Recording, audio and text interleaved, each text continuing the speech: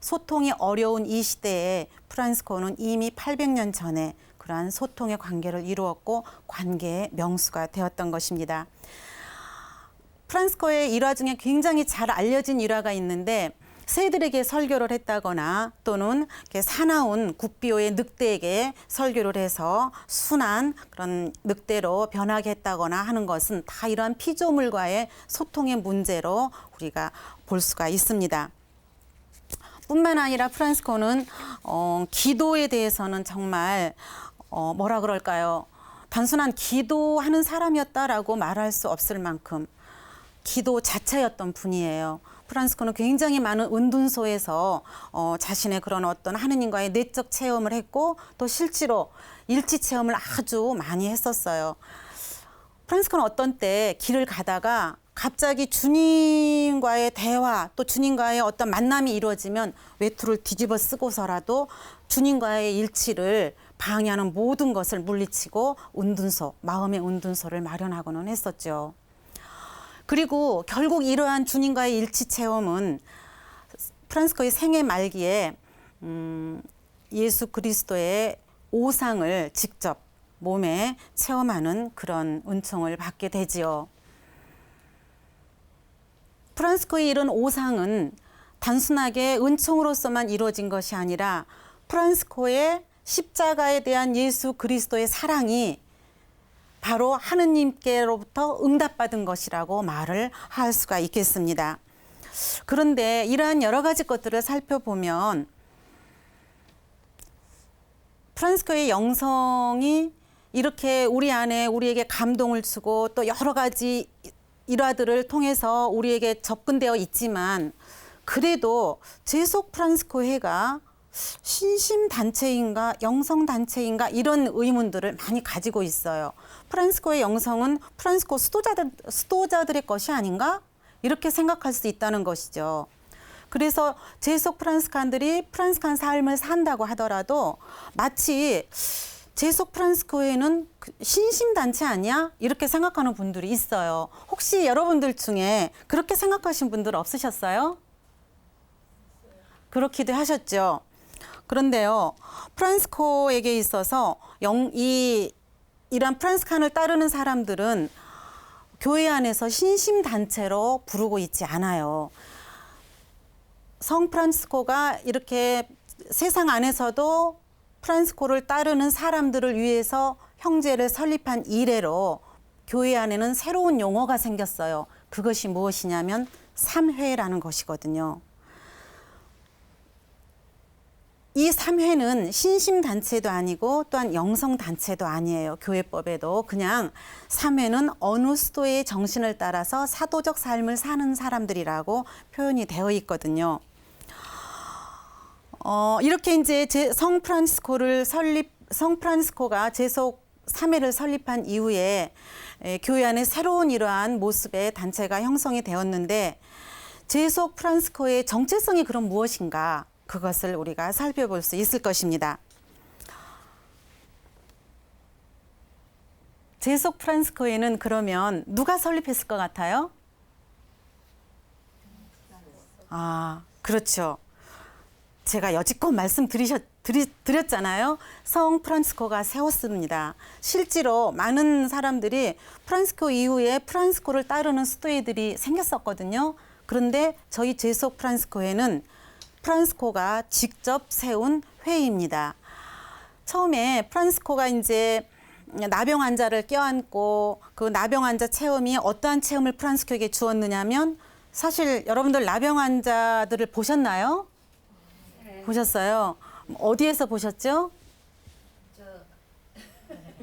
빨리 말하려니까 안 돼. 예, 소록도에서도 보셨을 것이고 또는 산청에 있는 성심원에서도 보셨을 거예요. 저 역시도 실제로 양성 환자들인 그 나병 환자들을 만난 적이 있는데 냄새도 많이 나고 역겨워요. 그래서 프란시스코도 그 당시에 그 아시시 주변에 있는 굉장히 나병 환자들이 많은 곳을 지나갈 때는 고개를 돌려버리고 역겨워서 멀리 돌아가고는 했었어요. 그런데 프란시스코가 하느님으로부터 부름을 받고 또 하느님의 뜻에 따라 살려고 했을 때 나병 환자를 살려고 하고 난 뒤에 나병 환자를 만나니까 그때까지 가졌던 감정과는 다른 느낌이 프란치스코에게서 왔어요. 역겨웠던 나병 환자를 껴안고 그리고 그 영혼에 흐르는 단맛을 느꼈을 때 프란치스코는 어떻게 그런 느낌을 가질 수 있었을까 생각해 볼 수가 있어요.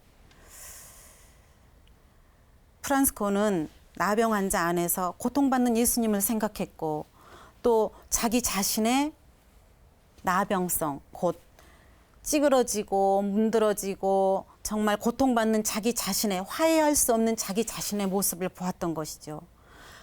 그러한 자기 자신을 안고 용서하고 화해한 것이 바로 나병 환자와의 만남이라고 볼 수가 있어요. 프란치스코 자신도 자신의 회개 생활은 이 나병 환자와의 만남이라고 이렇게 얘기를 하고 있는데 그런 이후에 프란치스코가 이제 복음을 선포하고 사람들에게 하느님을 사랑하십시오, 회개하고 복음을 믿으십시오 그렇게 했을 때 그때까지와는 다른 프란치스코에게서의 모습을 보았어요.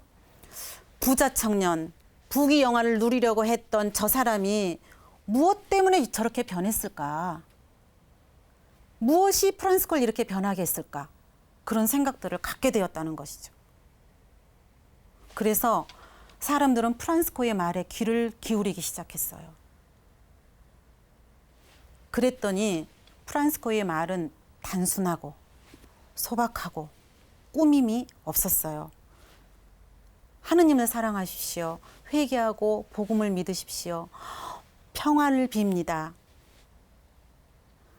많은 사람들은 그때 프란치스코의 모습에서 나도 프란치스코를 따르고 싶다. 나도 저렇게 소박하고 단순하게 하느님을 찬미하고 나의 이 생활을 회개하고 싶다는 그런 사람들이 많아지고 또 그렇게 하다가 보니까 결혼하지 않은 남자들, 결혼하지 않은 여자들 뿐만이 아니라 결혼한 사람들까지도 프란치스코를 따르려고 한 거예요.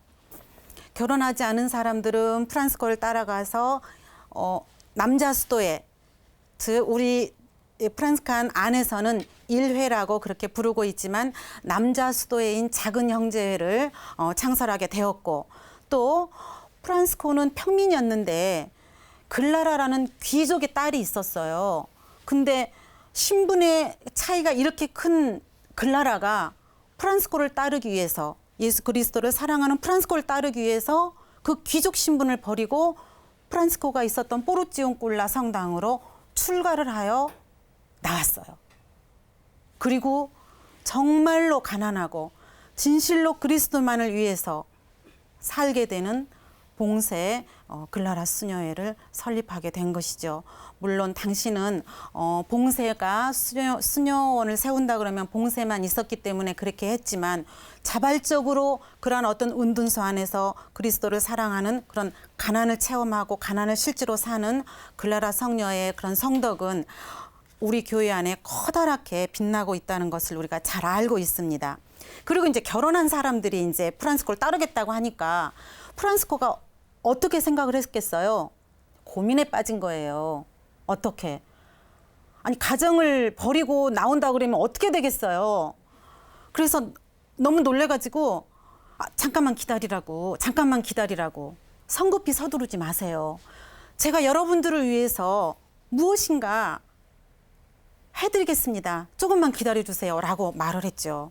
그리고 프란치스코는 세상 안에서도 그렇게 예수 그리스도의 복음을 실행할 수 있는 회개하는 형제 자매들이라는 3회를 설립하게 된 것입니다. 이렇게 복음을 실행할 수 있다는 것이 수도자들에게만 가능했던 시대에 세상 안에 살면서도 복음을 실행할 수 있다고 하는 것은 당시로서는 생각할 수 없는 일이었고 또 깜짝 놀랄 일이었죠. 왜냐하면 당시의 평신도들은요 그렇게 지위가 높지 않았어요. 성직자나 수도자가 우선이었고 평신도는 구원에 있어서도 낮은 단계였거든요. 그러한 시대에 프란치스코는 세상 안에 살면서도 완덕을 이루고 세상 안에 살면서도 사랑의 완성을 이루고 복음을 실행하는 3회를 설립했다고 하는 것은 교회 역사상 처음 있는 일이기도 하지만 너무 놀라운 일인 거죠. 여러분들도 그렇게 생각이 드세요? 네. 형제가 이제 프란스코가 이렇게 제속에 사는 사람들을 위해서 이렇게 모임을 만드는 그 이름을 형제회라고 하는데, 처음에는 아까 처음에 잠깐 화면을 보면서 말씀드렸지만 회개하는 형제 자매들이었어요. 회개하는 형제 자매들이었는데 회칙이라는 것이 저희들에게 처음부터 주어졌거든요. 그러니까 프란스코가 처음에 이렇게 가정에서 살고 있는 사람들이 모여서 기도를 하고, 또 낮에는 세상에 나가서 일을 하고, 그리고 또 다시 저녁에 가정생활을 하면서 다시 모임을 가지고, 이러한 어떠한 성덕을 키우는 형제가 먼저 있었는데, 이런 것이 있다가 보니까 교회에 인준을 받아야 되겠구나. 마찬가지로 모든 수도회들도 그렇지요. 처음에는 먼저 생활이 있어요. 생활이 있고 난 다음에 수도회가 인준을 받듯이 우리 제속 프란스코회도 먼저 우리 형제들의 삶이 있었어요.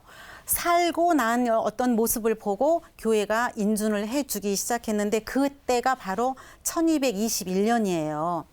1221년인데 교회 안에서, 그리고 저희들은 정식으로, 그러니까 공식으로 형제가 설립된 걸 바로 이 첫 회칙이 인준된 1221년으로 보고 있습니다. 그때 그 회칙 인준은 호노리오 3세의 교황님께서 해주셨어요. 교황님 인준이라고 하니까 가끔 평신도 단체인데 교황님이 인준하나 이렇게 생각하실 수도 있어요. 근데 저희는 처음부터 이렇게 교황님의 인준을 했고, 또 한 가지 이제 여러분들에게 첫 번째로 이 서약을, 그러니까 첫 번째 회칙에서 첫 번째로 서약을 한 사람을 말씀을 드리면, 여기 화면에 보듯이 루케치오 보나돈나 부부예요. 루케치오는 프란스코가 모든 것을 버리고 가난의 삶을 택해서 그 예수 그리스도를 따른다는 소리를 멀리에서 들었어요. 그리고는 그래? 프란스코가 왜 그랬을까? 나도 한번 프란스코처럼 그렇게 살아볼까? 해서 자기의 모든 재산을 다 가난한 이들에게 나눠주고, 이렇게 3회, 당신은 그때 수도복을 입었을 때니까 수도복을 입고 서약을 했던 것이죠. 첫 회원이 이렇게 루케치오 보나돈나 부부인데, 저희들 그 회칙 얘기가 나왔으니까 한번 말씀을 더 드려보고 넘어가도록 할게요. 회칙이라고 그러면 이제 교황님께서 회칙을 인준해 주셨다고 그렇게 얘기를 했는데, 제가 여기에서 교황님이 인준해 준 그 회칙을 한번 보여드리도록 하겠습니다. 대부분 회칙을 교황님이 인준하실 때는 어부의 반지로 하시거든요. 여러분들 어부의 반지라고 들어보셨어요? 화면 보세요. 바로 이것이 어부의 반지예요. 이 어부의 반지는 불이라는 그런 그 빨간 문헌을 통해서 저희들에게 전달이 되는데, 보이세요? 이 왼쪽에 있는 이 회칙 인준 서한은 이 밑에 빨간 도장 있죠? 이렇게 교황님의 직접적인 어부의 반지로 날인된 회칙이 인준됨으로써 저희들에게 주어지는 공식적인 회칙입니다. 이러한 회칙은 1221년 때뿐만이 아니라 그 이후에 3번의 회칙이 개정되게 되는데, 계속해서 직접 어부의 반지로 날인을 해주셔요. 이렇게 우리 이 3번의 회칙에 대해서는 또 이제 조금 이따 말씀을 드리겠지만, 이런 회칙을 가지고 있는 것은 회칙을 가지고 살라는 생활 양식이거든요. 그 생활 양식을 가지고 있는 것은 우리에게 어떠한 일이 주어지게 되느냐 하면 바로 서약을 하는 것에 대한 의무가 주어지게 돼요. 저희는 서약을 이렇게 하게 되는데, 혹시 서약이다 그러면은 제일 먼저 생각나는 것 무엇이 있어요? 서약이다 그러면 서약 그러면 어떤 분이 생각이 나요? 네, 신부님 또는 수도자. 예, 수도자가 생각이 나죠. 우리도 수도자의 서약과 비슷하게 유기서약을 하고 종신서약을 합니다.